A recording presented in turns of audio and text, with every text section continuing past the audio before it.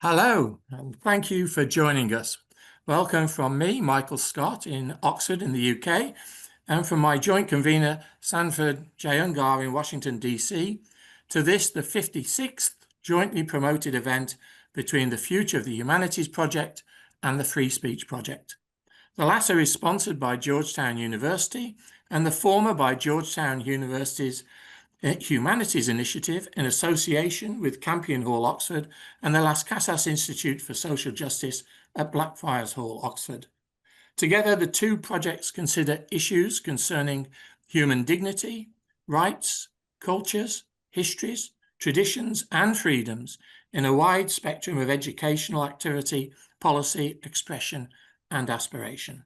In a moment, I'll hand over to Sandy, who is the director of the Free Speech Project. He will introduce today's distinguished guests and moderate the ensuing discussion before I return to chair the question and answer session. From the start, you can type in questions to the panel by using the Q&A button at the bottom of your screen. Please use the Q&A button, not the chat button. These questions will come to me during the session, and I will try and put them to the panel to consider. We urge you, please, to ask questions as and when they occur to you so that we don't get a bottleneck at the end. I'm looking forward again to another stimulating conversation. Over to you, Sandy. Thank you very much, Mike. We do indeed have a distinguished panel today, a great variety of background and pursuits.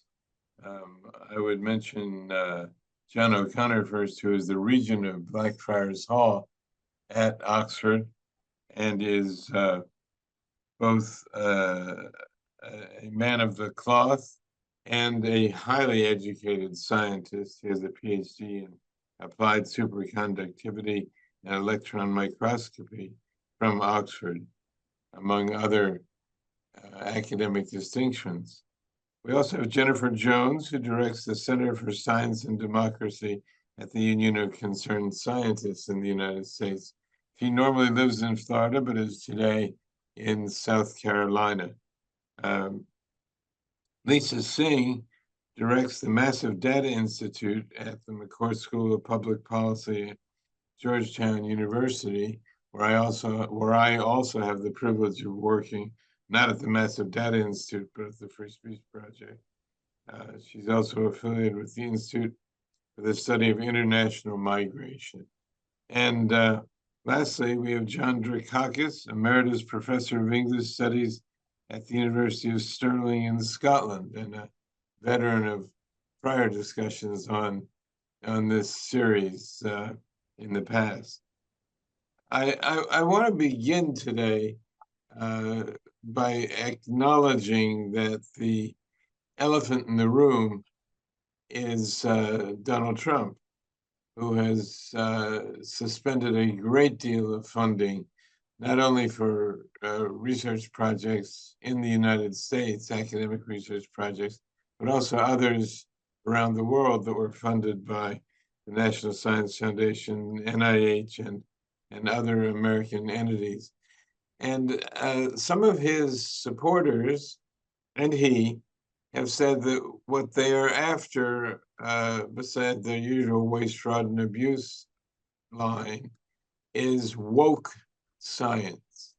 They want to put an end to so-called woke science. So I want to ask the panelists if there is such a thing as woke science. Is there such a thing as value-free scientific research that doesn't have any sort of political connection whatsoever?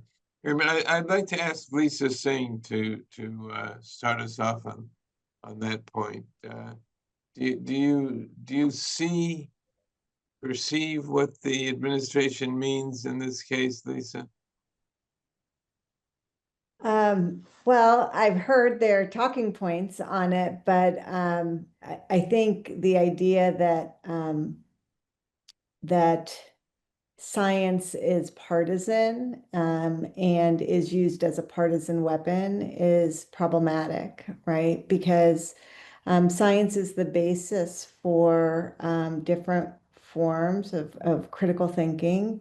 And new innovations are necessary and important for our society to grow in many different ways. So it's a really complicated thought that we need to abandon science, or we need to think of ways to stop scientific inquiry.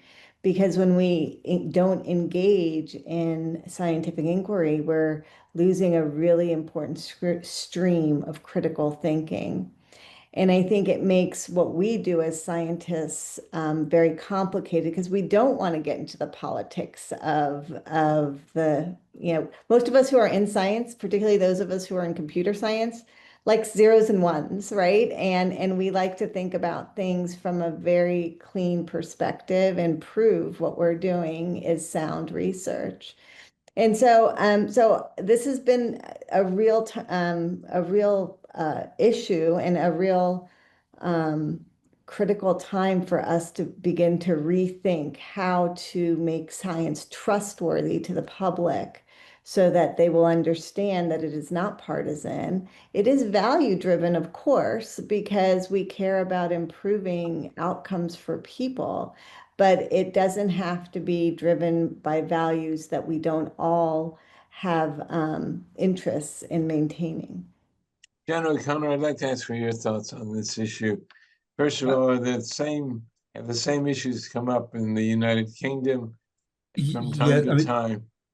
I think the assumption in the United Kingdom, I speak also, I'm a moral philosopher as well, so I think in those categories, is that the natural sciences don't really lend themselves to being they're not amenable, if you like, to being labelable as either woke or anti-woke or anything in that domain at all. The vast majority of the natural sciences are going to be just doing straightforward natural sciencey type of things. And then when it comes to even something like, okay, there might be topics like, I mean, a lot of the kind of issues, let's say on vaccines, would not have those controversial overtones that they might have in the United States. On issues, on a very hot topic issue, regardless of one's own political or social views, let's say on the issue of on gender, when there was a big meta study, which was the Cass report by Dr. Hilary Cass.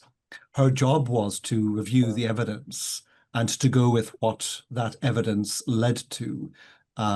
So as it happened, she became fairly critical of many interventionist practices.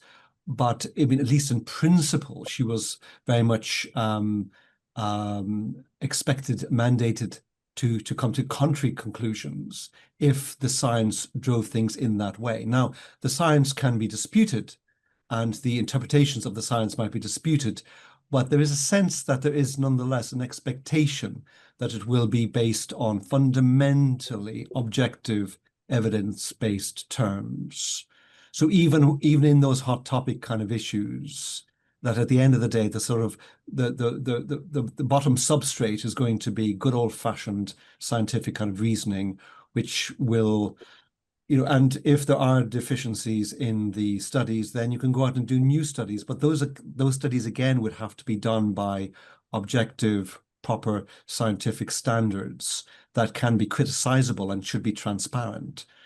So it's not so. I mean, but that's those kind of hot topic issues will be a relatively small, if not a very small, part of the overall scientific engagement. So my sense would be the landscape in the United Kingdom is really seems to be quite, at least as presented to us, seems to be at least somewhat different than in the United States. So let's go to John Drakakis, who is a humanist and someone who has not dealt with overtly scientific issues, as far as I know. But what is your perspective on this set of issues, John? Well, in a sense, the idea of wokeness is a reaction to a whole set of circumstances that began virtually 40 years ago. I mean, I think it's a kind of, curiously enough, right-wing reaction. It was the left in Britain at any rate, I mean, I can't speak for the States, that started this whole debate about whether you could have objective knowledge or whether all knowledge was politicized, and everything that followed from that.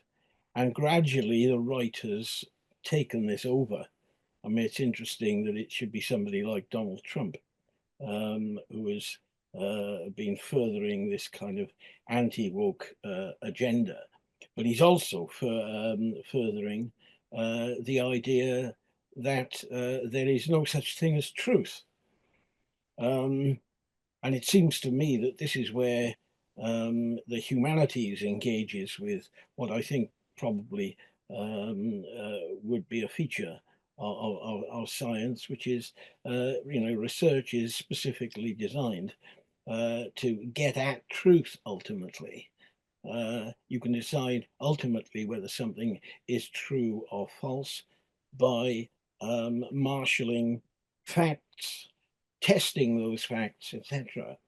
Now, in a sense, the humanities doesn't have too much to do with that, because you could argue that in the humanities, particularly, I mean, in my own discipline, which is English, truth and opinion are very, very close together. And trying to separate them is always a problem. There is a kind of quasi-scientific aspect, and it's mainly to do with close textual study. It's to do with the establishment of critical editions, etc., and deciding, what is a kind of a respectable text and what is not. That's as near as the humanities get to science, or science in the sense that I think John and Lisa have described it. I mean, there is digital humanities, which is much more scientific. As far as I can see, that seems to me to be a kind of bun fight. Everybody sort of fighting everybody else. But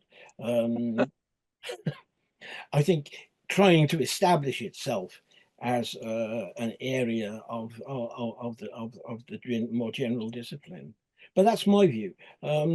So I'm very eager to try to establish whether this is this comes up since Donald Trump's election to a second non-continuous term as president. But is this a universal problem?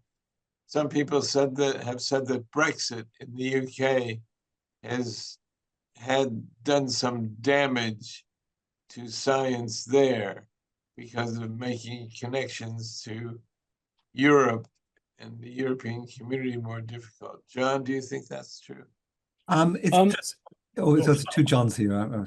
Yes. I'm sorry, that you're the one I mean, John O'Connor.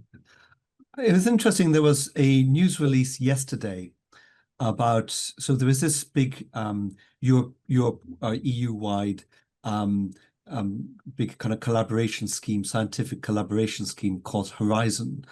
And the United Kingdom was excluded from it for quite a period of time. And now it has been allowed to rejoin. And I think the fear was that there would be a little bit of, dare I say, prejudice against the United Kingdom against it because it had jumped ship and left the European Union. But interestingly, yesterday, there was a news release from the Horizon program, those people at least, and it was the award of these very large grants of about 2.5 million euro each as part of their advanced grants for cutting edge research. And of all the countries, the United Kingdom actually got more of these awards than any other country.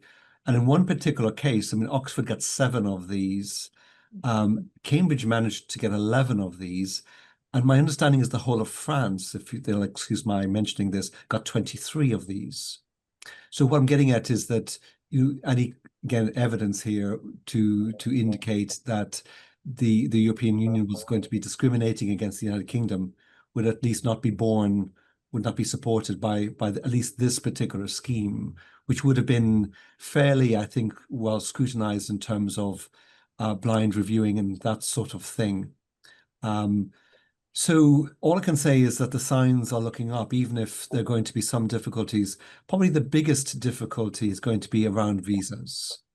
The visa issue is involving an awful lot of expense with the British Home Office is both cumbersome and extremely expensive. And I think that whereas, let's say, France and Germany and all those sorts of scientists or humanities researchers coming to the United Kingdom before wouldn't have needed visas and other kind of costs, now there are these huge hurdles to overcome. So I think that's certainly going to be something very significant. Although, John, I wonder, initially, I recall a number of science colleagues of mine in England who really felt like it had torn some collaborations because the funding streams were not going to be the same funding streams that were there before. So it sounds like at least Horizon is one that's back in working in a way, but that's years later now, and Yes. so And it also meant that that damage was done as well for those people at that particular period. yeah, and I'm wondering we're at that period in the US right now where all the damage is starting, and how long it can take to recover from the loss of research, the loss of grants, the loss of inquiry, the loss of teaching students how to think about research in the sciences for a 1, 2, 3, 4 year period. The implications are so large. I mean, one of the interesting things there, Lisa, is that I mean, just to give, I mean, not getting into the rights and wrongs of this, if, let's say, for example, one of the threats to the United States is seen as China, for instance, then, I mean, one of the areas by which the US could keep some degree of supremacy or preeminence would be through the natural sciences. So because there are, I mean, it's generally accepted that some of the very strongest powerhouses, scientific powerhouses, are in the United States. And these are kind of seen as crown jewels, basically. Yeah, so I think that's also very field specific. If you look at computer science and AI, China and Russia have done quite well in those areas, and many of the students some of the top students we get are from those two nations, whereas in other areas they don't have as much of the infrastructure that they do in those two areas. So it is interesting to think about which sciences are more superior in Western society or in the US. Or have more depth. Of course, the U.S. has depth there too, but it's not fully elite on its own, is what I mean. There are other players that are from other parts of the world that are very strong. Let's make one more try to bring in Jennifer to the conversation. I wanted to go back to my original question to you, Jen, about whether the Union of Concerned Scientists is having, in some way, a harder time defending itself than other entities at the moment. Not at all. Thank you for the question. So again, we're a nonprofit, right? A 501c3 nonprofit. We are nonpartisan, apolitical, but what we are is an advocacy organization. So indeed, we recognize that science, government policy, decision-making is value-driven.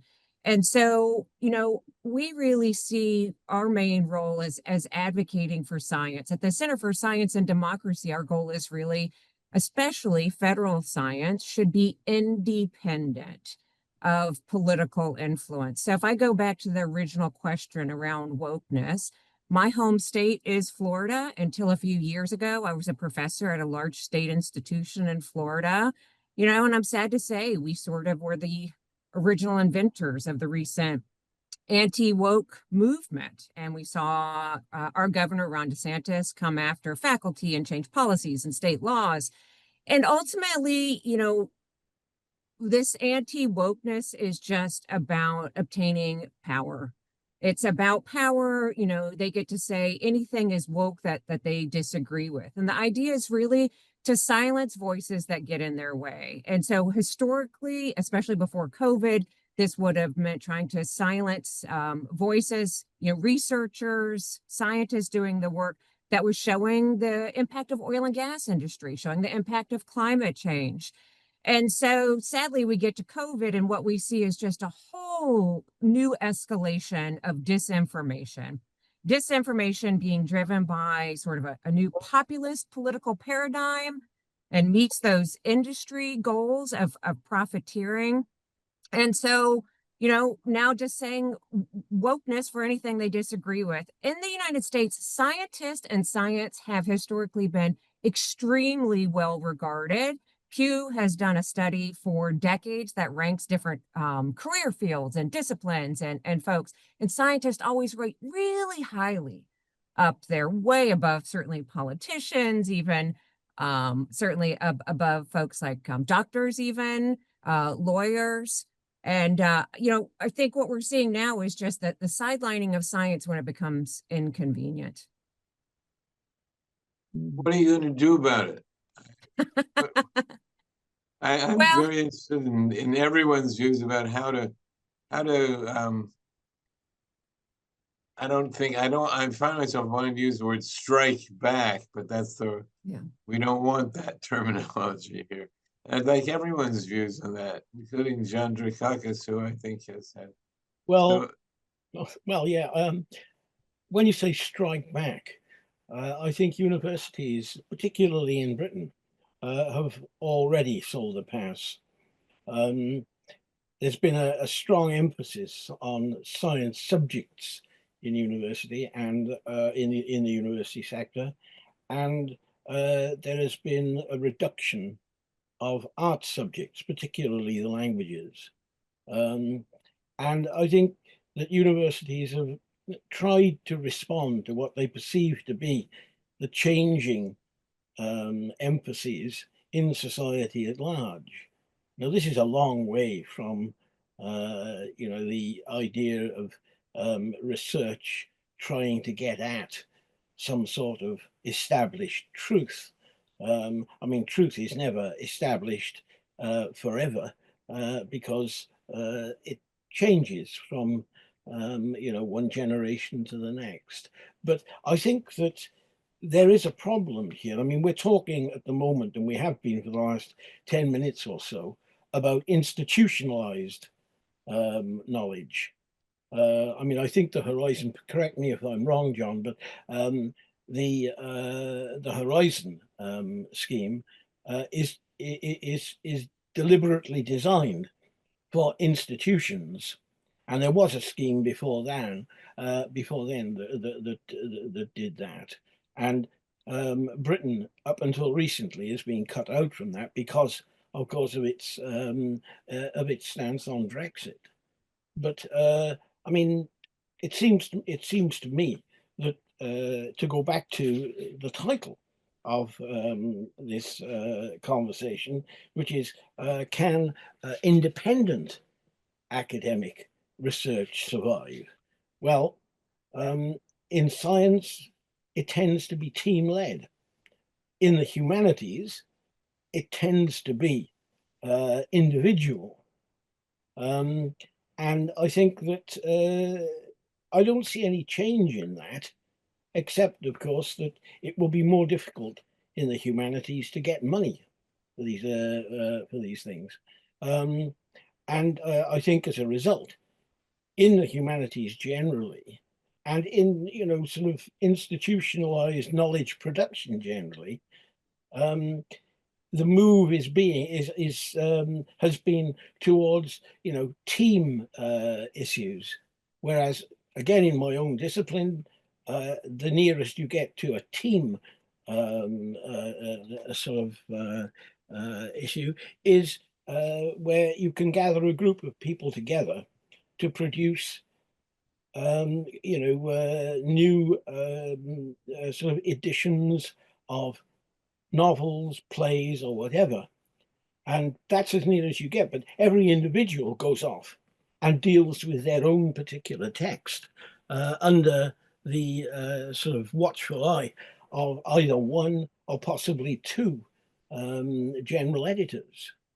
Now, I think that's a very, very different kind of situation from the kind of situation that we may find in the sciences, where everything is team-based, Right. even though sort of a team leader may take the credit for it. But and I think that certainly from what I've seen of the EU, and particularly in terms of the humanities, that's got a sort of science base to it in terms of its organization, where somebody puts a proposal. I mean, if I could just, Yeah. Go ahead, John O'Connor, yes. just about the humanities, because I think it's worth making a couple of points about the humanities. I mean, just two points I'd like to make. The first is when it comes to the word independent, I think one of the major concerns I would have about the humanities research is the way in which independent researchers who don't have official affiliations with universities can be very much disenfranchised. So something like, say, open access publishing, which is in itself would seem to be a very good thing, is nonetheless unwittingly, I think, disenfranchising these people because they don't have institutions which would then pay the fees to the publishers for publishing their work open access, and then they're disadvantaged because the publishers want to print only have open access material. So there are those kinds of subtle ways in which independent researchers are being disenfranchised. Then I was at something recently, a panel in Scotland, in fact, although I'm based down here, when it came to assessing projects in the humanities broadly construed for grants as part of the Royal Society of Edinburgh. And obviously, I'm bound by confidentiality. But what I would say is that just from a point of view of just observation, looking at some of the projects, some of the most interesting projects there, the ones that in a sense caught the eye, were those that were interdisciplinary. And in a sense, they were often areas that strayed into slightly kind of dangerous territory because they were doing kind of new things, and there was a sort of sense of buzz to the applications. And I could see how, on the one hand, these projects, purely on academic grounds, would be privileged because there is something kind of exciting and disciplinary about them. And yet at the same time, somebody else, let's say, with a more politicized a viewpoint could come along and say, oh, look, you're privileging projects that have a certain kind of trendiness or something about them. But in fact, my sense was that that sort of thing was not happening at all from all the conversations. But I could see how that could be misconstrued. So I just make those 2 points about the humanities.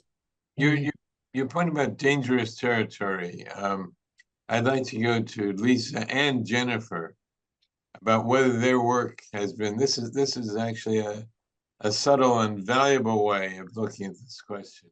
Lisa, have you had to sort of tiptoe a little bit about with my work? Yeah.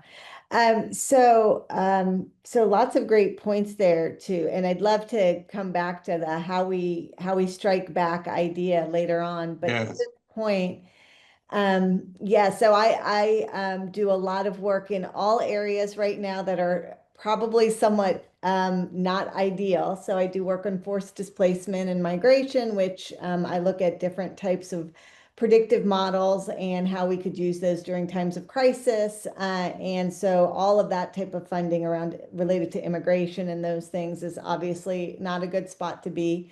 I do research in misinformation and disinformation. So I think that's something we can talk a bit more about later about the ecosystem, the information ecosystem we're in right now and how we need to be active within that information ecosystem. But again, all of my funding related to that's federal is now gone.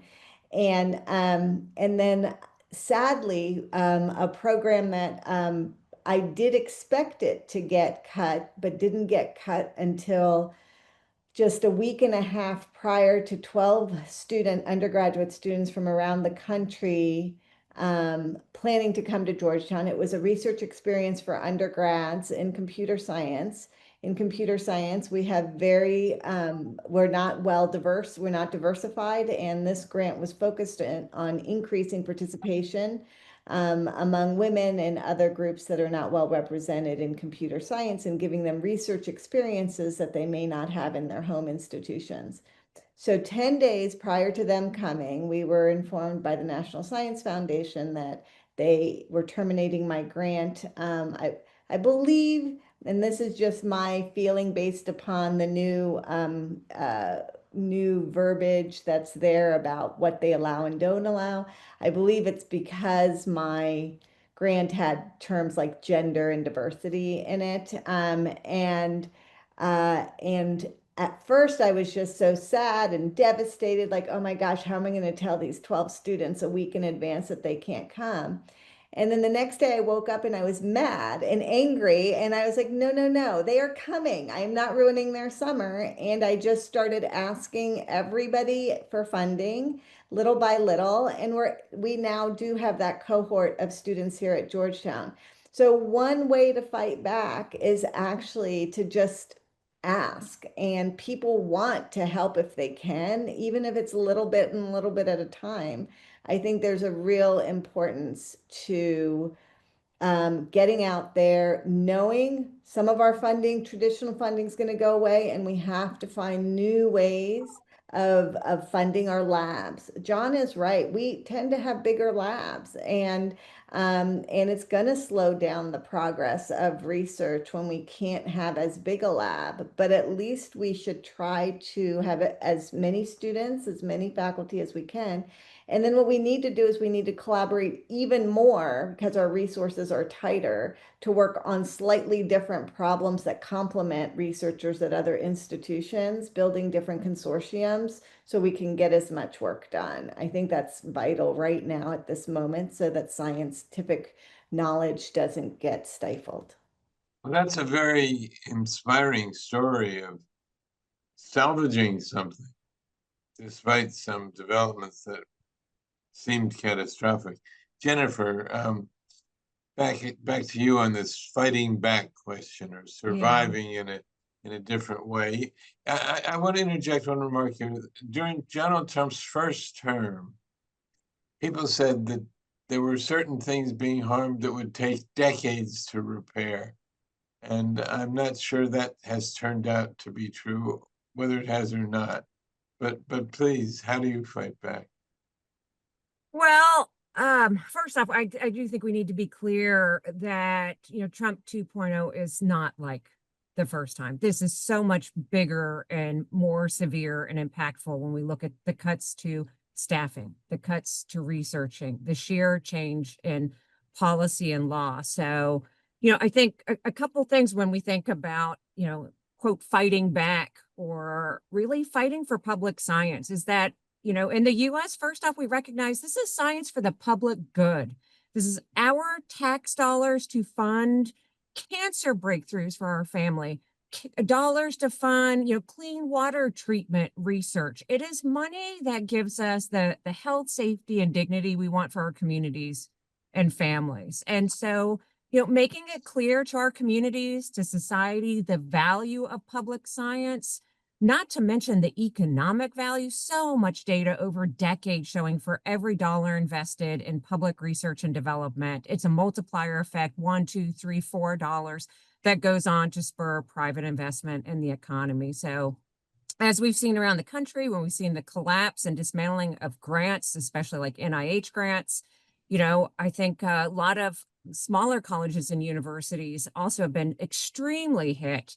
And those are universities that are the center points of their towns. And so those towns are reeling. So making it publicly understood the value of science for our economy, for our communities is one way.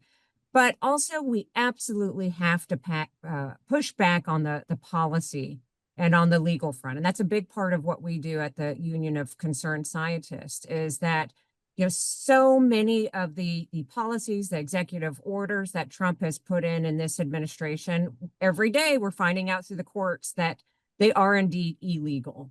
I think just last week we saw a judge say that the NIH needs to reinstate a lot of grants We're involved in multiple pieces of litigation against DOJ, against the CDC and FDA for removing public data sets. Again, public, funded by the taxpayer for our own benefit and use. We do a lot of new research to guide policy making. So whether that's our teams that work on climate change, teams that work on food and agriculture, we have folks that work in the democracy space.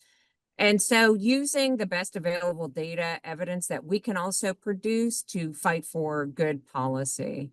You know, one of the questions that we hear about is this a war on science? And I would have said yes, probably until this current administration. During Trump 1, it was a war on science. What we're seeing now, I think, is way more dangerous. This is a war to co-opt science for a long-term direction that is not about public benefit, that is not about the public good. Again, it's about this idea of stifling any intellectualism, any voices that they disagree with by labeling it woke, by taking monies, by intimidation. You know, the question you posed to Lisa, who I can't imagine, you know, the private fundraising you're having to do now to bring these students. You know, before this administration took office, between the election period and inauguration period, the harassment campaign against public scientists began. And so this is absolutely, you know, an intentional moment of danger against scientists who have been very purposefully intimidated, made to be fearful, whether it's fearful you're going to lose your funding or, you know, turning the troll army against scientists and making them feel physically afraid. I'm so proud to work at the Union of Concerned Scientists. We take $0 federal dollars, which is one reason I can be here today and speak sort of my truth and the work we're doing, because we're not dependent on those federal monies. And sadly, that's where we're seeing, you know, universities and colleges have struggled in these first few months to find their place. But let me just finish by saying, you know, Sandy, I think the public is really starting to come along. You know, the No Kings marches that we saw last weekend, some are saying, you know, it's the largest probably turnout in certainly in recent years and decades, if not history. And so I think a lot of folks are waking up to how these cuts against science and free speech are endangering themselves. I was just going to Go say ahead. that we've all sort of said, but not just said directly, which is a lot of what is happening, all this chaos, all these continual different orders and different changing directions, whether it's on science or on attacks to other areas of our economy and our government. It's that people are starting to think that some people are starting to think this is normal, and we can't allow that, right? We can't allow every single one of these days to be a normalized thing. Oh, this is just Trump doing his thing. Oh my gosh, this is okay. Because it's that normalization that then takes out that fight spirit. Like every day, all of us who know what the impact is on the sciences and on institutions like higher education and on government institutions like the CDC and the Department of Education, I think we have to find ways to bring to the forefront what is not normal. A very good point. We're going to turn to Mike Scott in just a moment to address any questions that have come in. So if some of our participants have questions, it's a good time to put them in the Q&A button. But I want to turn very quickly, and this may be a hard subject to discuss quickly, but I've read and heard that in the UK, and I've asked this of John Drakakis and John O'Connor, there's sometimes some conflict between the intellectual sector, the universities, and the commercial sector about who should control research, who should set the agenda. That, of course, has been an issue in this country as well, but I don't think it stands out right at the moment the way it may in the United Kingdom. John O'Connor, is there something there? Yeah, I mean, I think it's fair to say that startups and that kind of commercialization of research is becoming quite a big thing here. So there's down the south of England, the top research universities tend to be huge income generators and industry generators. So there'll always be a tension there. At the same time, I do think that there are quite strong moves to protect, if you like, more research that's not obviously amenable to commercialization, but it does mean that there's going to be quite a lot of pressure, or there's going to be a lot strong kind of incentive to doing research that is going to be monetizable. So it is having an impact here. It's bound to. In the case of medical research, it's going to go where the money is. So there are going to be certain ailments that are not going to attract large funding, and that's a terrible shame. Certain ailments that are going to attract the funding. I don't have a sense that it is anything that again is particularly amenable to being considered, to use a problematic term, woke. It's more to do with just if like fairly kind of brute commercial factors rather than ideology, I would have thought, at least dominantly so. There will be always exceptions, perhaps, but Sure. Thank you for that, John Drikakis. Do you have a very brief addition to that? The thing about excuse me, the thing about universities is that they need to get involved in sort of commercialization and all the rest of it, but they're not commercial enterprises. And I think that we've lost the distinction between that. And it varies from university to university. I mean, for example, down at Oxford, where the university colleges there are pretty rich, they have all sorts of possibilities, which in a provincial university they don't have. And the way of funding universities has changed. There was a time when I first came into the into university teaching that there was a place called the University Grants Committee. It was given a block grant, and the block grant was then divided out around the universities.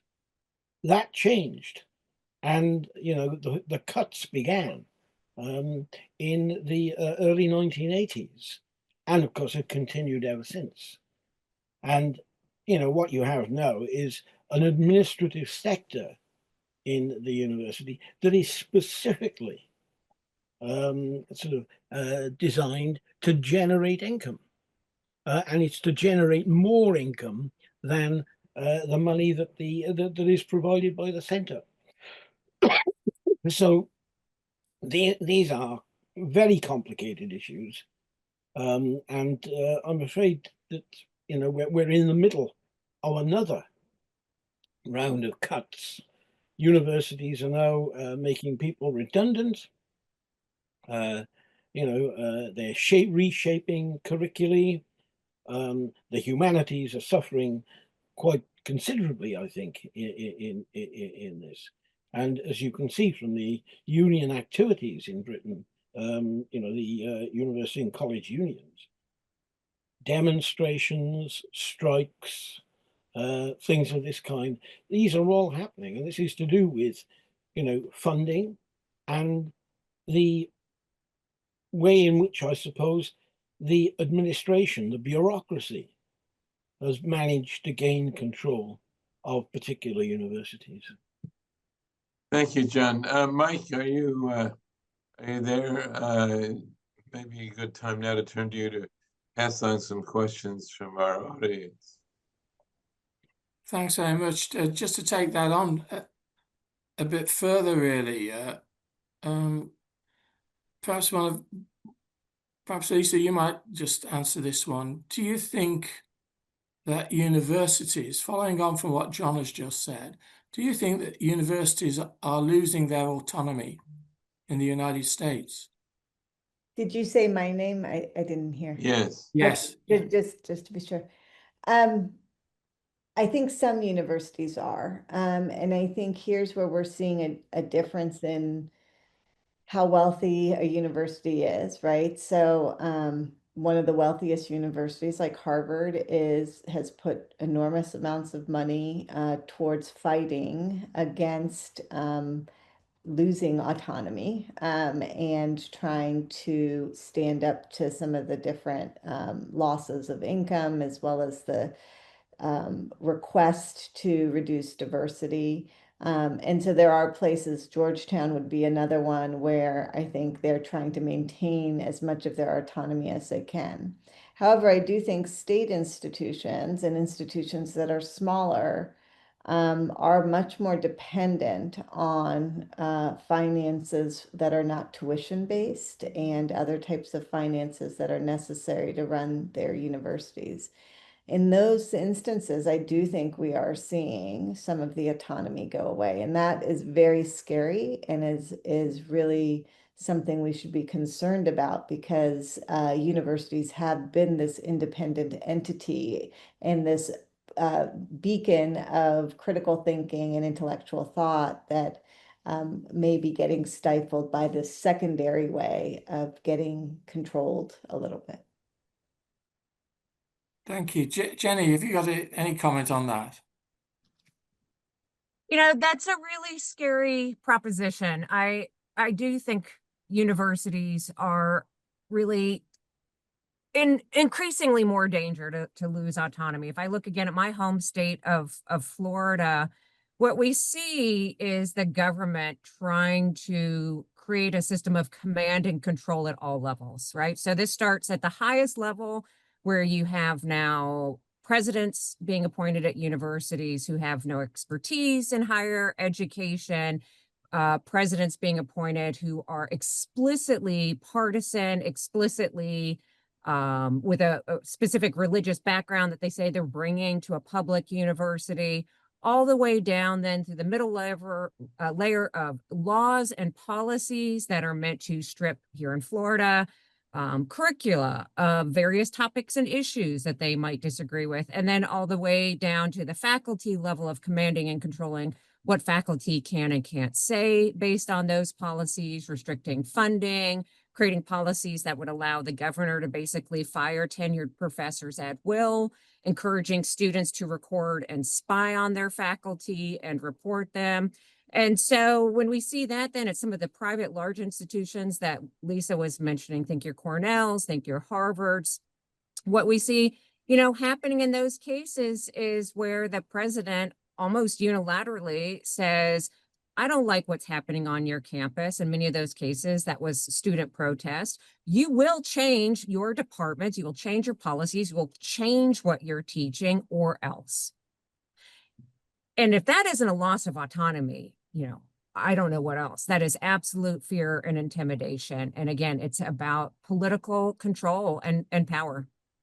Well, and I think that, so I agree with you, but I do think that it's the moment for us to make a decision as academics and as institutions that were designed to educate, whether or not we're going to succumb to that loss of autonomy, right? And in some cases, there is state control.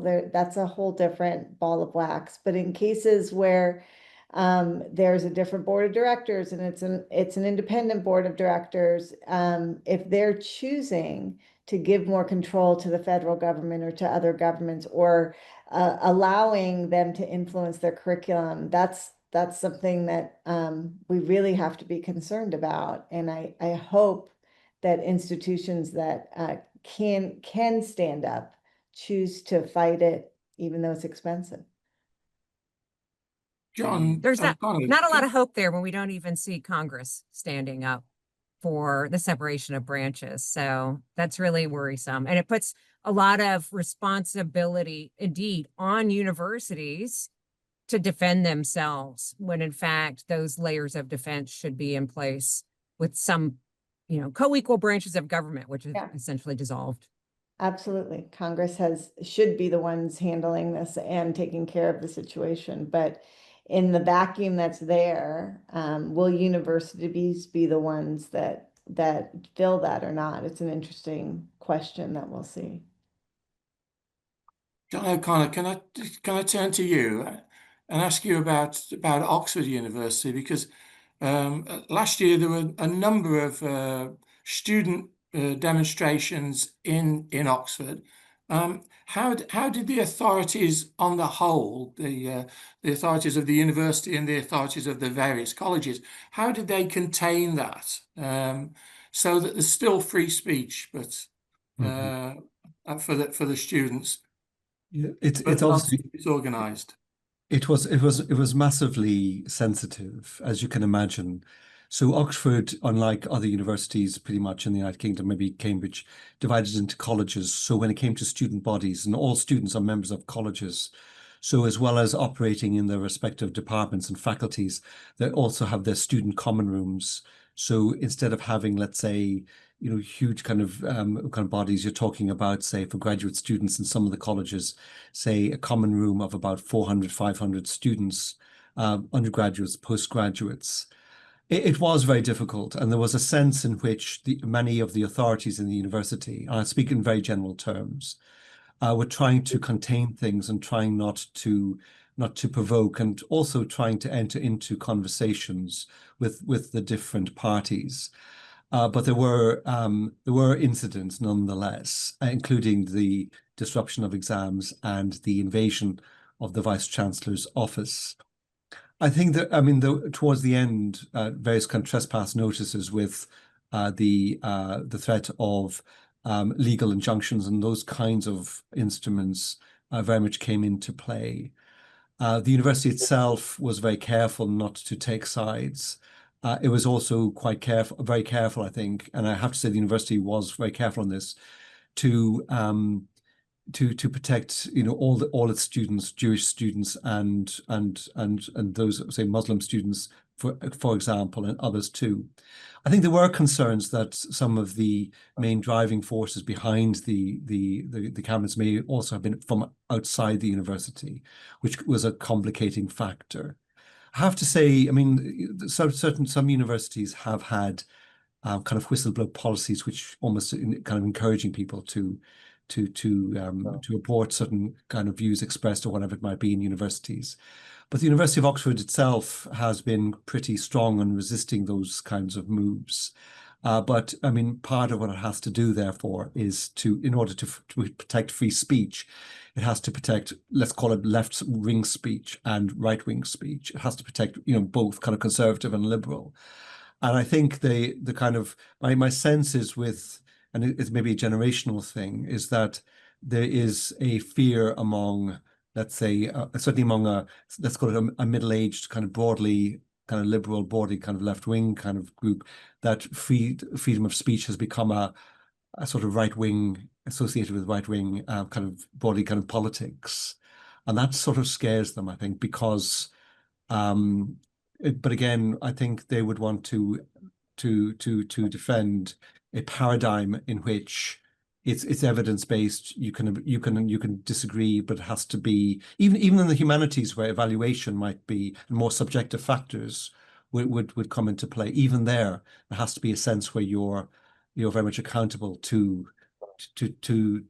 whatever it is you're evaluating, and you have to be, in some sense, accountable by proper academic standards. So I think on the freedom of speech thing, I think Oxford was particularly good, but I think some universities were a bit weaker on that, actually, and that kind of created other problems. I think by being explicitly fair and being seen to protect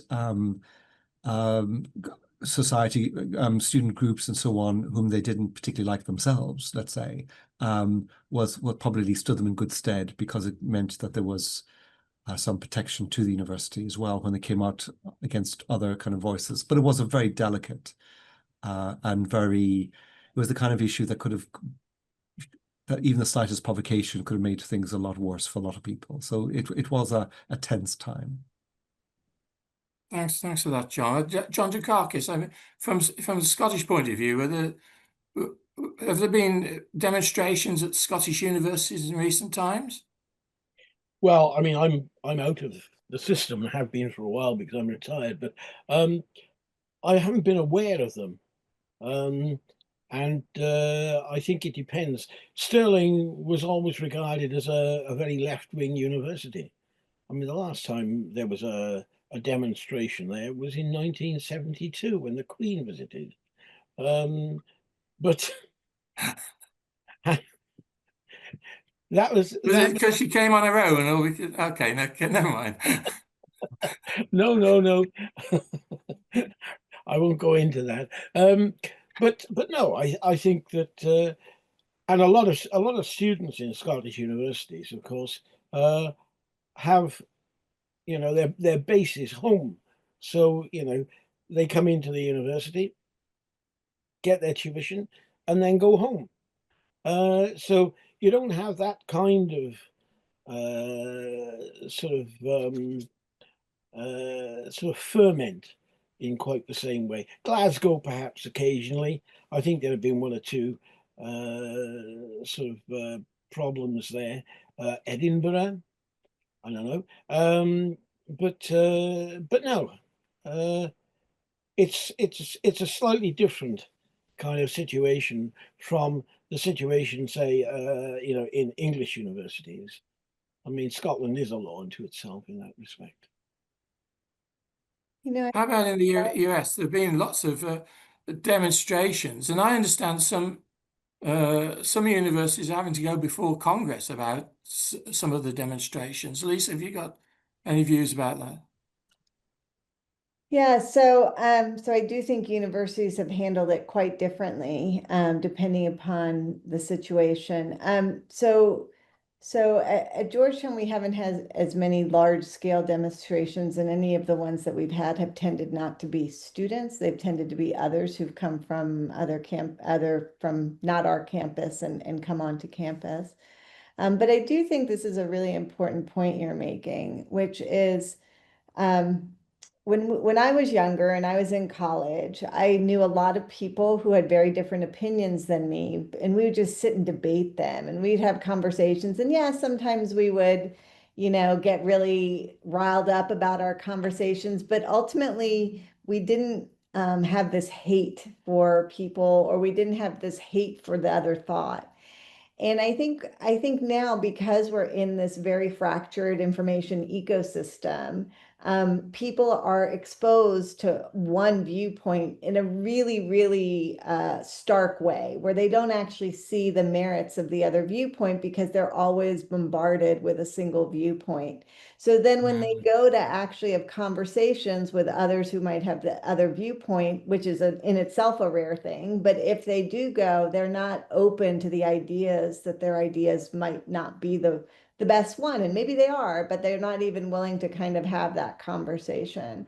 And so this to me is one of the most fearful parts of being at the university, when we can't be the place where different groups can come together and have those conversations. I really like the way John talked about how different houses, they had conversations in those houses. And I think at universities, we have to consider how we can pull together subgroups to talk about controversial issues in a nice way, where we can debate and disagree, you know, vehemently disagree, but still do it and understand that we're all coming with our own perspectives. I know Georgetown did a number of meetings that were across religions during some of these controversial times. I think that was really important. So how do we get people to sit and talk who are in these different groups? If we can't do it at universities, then I really think it's going to be even worse more broadly. I think that's a really, really important point, because the algorithms that they're looking at in terms of the social media just keep reinforcing what they want to hear. Whereas the university wants to open the debate. Jenny, have you got any ideas on that? Yeah, you know, this is not spontaneous, this attack on universities, the attack on faculties and free speech. This is a coordinated campaign. It's been, you know, working for years, if not decades. But if we look at the most recent version, what we're seeing play out in the real world is literally a page from Project 2025. right? And so the assault on higher education, on independent inquiry, has been part of the conservative plan for many years. And I think when I look at what Trump has been doing in this, basically this year, some of it is building on the success that conservatives in Congress had last year by bringing a number of university presidents before Congress, and especially getting them to testify about student protest, about anti-Semitism. And frankly, those college presidents showed up and largely failed in trying to communicate to the public a nuanced, they were overly nuanced in trying to explain how they, as college presidents, sort of balance free speech, student dignity, et cetera, et cetera. And, you know, they showed up to what they thought would be an intellectual debate. And really what it was a conservative platform for media talking points, right? And so when you look at Congress today and you look at these kinds of hearings, they're, you know, ultra adversarial. There's no goal there really to get to the truth. The idea is everybody gets to put in their talking points. And so, you know, in that Congress, when the conservatives had the majority, they had good success in essentially getting a number of high-profile university presidents to leave their jobs. And I think we're now seeing the continuation of that. And so again, you're putting these presidents in a position where they're trying to safeguard students and free speech. But at the end of the day, they're also trying to safeguard that institution. And that means balancing the money, balancing the long-term fiscal sustainability. So it's a very difficult position. And then the other thing Lisa mentioned earlier too is recognizing that whether it's a public or a private university, you often have these boards of directors in the background that are the ultimate decision makers. And many times they may have interests that are more aligned to Congress or the president in terms of their economic goals. And so I think we're nowhere near the end. Let me reframe that. We are at the beginning, I think, of a sustained assault on higher education, on free speech that we're going to see certainly for the remainder of this administration and for years to come. And this is about remaking science, co-opting it for explicitly partisan reasons. And I think the war of fear and intimidation, again, is in its early stages. We've seen some victories now with the courts, again, putting funding back in place. But I want to just, maybe one of my final thoughts to share here is that, you know, even with a change of administration in 3.5 years, we will feel these repercussions for decades, because when you lose thousands and thousands of scientists, public federal scientists and university professors, when, like Lisa, when you lose the opportunity to mentor that next generation of students, that will be a generational impact. So regardless of the swing of a pendulum as it goes back and forth, we're going to be mopping up this for a long time. Goodness, that's a very sober thought, really, as we come to the end of what's been a really good debate. I was going to ask John Drakakis something and put him on the spot. John, as you probably know, is one of the world's top researchers on Shakespeare. Some people might say, John, why the hell are we teaching or researching Shakespeare in our universities? Can you give us a quick reason for that? Not really. To be perfectly honest with you, it was something that fell into my lap when I was very young.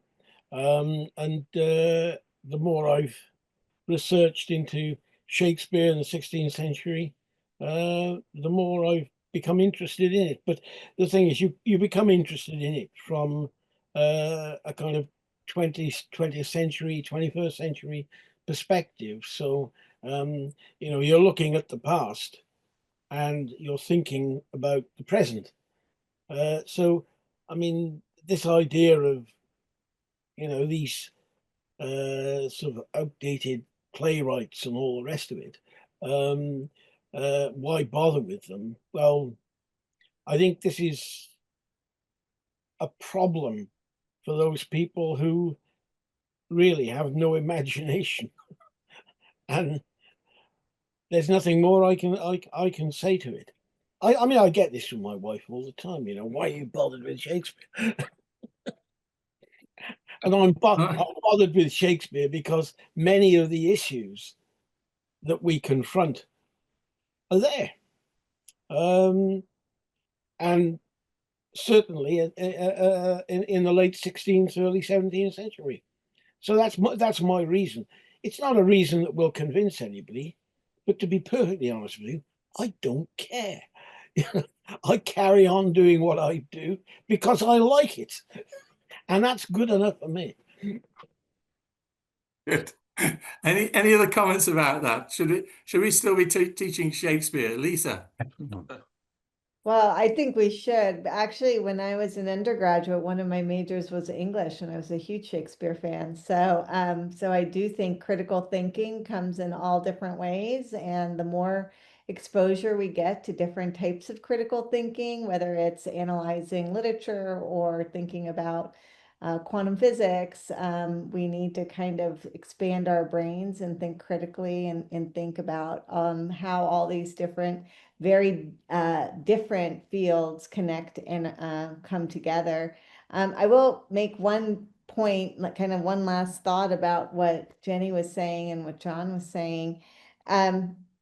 You know, I don't think this was the beginning. I think Trump won. We did really start to see the seeds of this. I don't think we saw how far it would go, but people being pulled into Congress and having to kind of defend why they were doing certain types of research, or social media companies coming in, but having, you know, Congress not knowing what they actually were doing, or understanding what was going on in social media companies and how it was impacting millions and millions, billions of people, was quite interesting.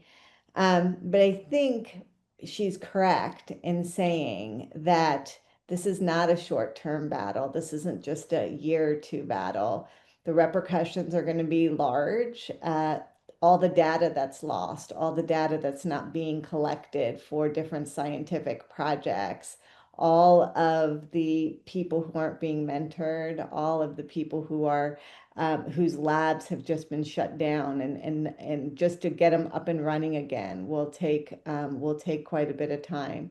So we all as researchers just have to work together during this time so that we can keep threads moving and connect the threads we have that are still working so that we can continue to increase our knowledge and help the next generation understand the importance of science. Storytelling around sciences has got to increase so people understand that we're valuable members of society who work on everyday problems. Okay, so somebody from the humanities and somebody from the sciences justifying our universities and the autonomy of our universities. I'm going to have to start to wind it up now. Sandy, do you want to say anything before I finally wind it up? Well, Mike, thank you. I think that what we've just heard from everybody is about the joy of intellectual inquiry and the importance of it not becoming a political activity or target practice from day to day. One of the great issues in this country right now is that it's daily barrage, and it's exhausting. It's very, very difficult to figure out how to keep one's spirits up and how to choose what's most important to defend at any given moment. And that, I think, was part of the idea of this program, was to sort of rally people a little bit to understand just how significant this is and how important independent academic research is to our very humanity, whether it's scientific or anything else. So thanks to all our panelists. Sorry, Jen, that you had that trouble, but you more than made up for it in our conversation. Everyone has taken time for us, and they've done this now 56 times from Mike Scott and me, and we're very appreciative. And we're grateful to to Georgetown University for not just tolerating these dialogues, but encouraging them, egging us on, and saying this is part of what's important for us all to do. So thank you to them and to everyone for this spirited discussion. Well, thanks to you as well, Sandy. The next free speech project at the Crossroads International Dialogues event in association with the Future of the Humanities Project will be on Wednesday, July the 16th, 4 p.m. UK time, 11 a.m. EST, when we will be discussing, wait for it, whether the USA can be trusted by the rest of the world. That's on July the 16th, 4 p.m. UK, 11 a.m. AST. The next Cultural Encounters, Books That Have Made a Difference, isn't until October the 6th, when Tom Banchoff will be talking about Pope Francis's encyclical Fratelli Tutti. For today, my thanks to colleagues at Georgetown, actually to Tom Banchoff, the Vice President of Global Affairs. My thanks to those at Blackfriars, Dominic White, the Prior, and John O'Connor for being with us, but also being the Regent who's encouraged these, and Richard Finn, the Director of the Las Casas Institute. And I'd like to just make a special thanks to him because he retires at the end of this academic year, and Hugo Slim will be taking over from him. But he's been a great friend to us and a great supporter. Thanks to Dr. Nick Austin, the Master of Campion Hall. Special thanks to John McCabe, but also to Ryan Finster today, and for helping out on the administration. I'm sorry, Ryan, you were into the deep end from the start, but thanks very much for sorting those things out. And also for colleagues, other colleagues at Georgetown who have made the event happen. I'd like to thank those who asked questions, and for those of you who've attended today for all your support for the various series, especially, of course, to Sandy. I'm Professor Michael Scott. I'm Fellow and Senior Dean at Blackfriars Hall, Oxford. You can follow me on Facebook at Michael Kerr Scott, or on LinkedIn as Professor Michael Scott. Until next time, take care, keep safe. Thank you, panelists. Thank you, everybody. Bye-bye.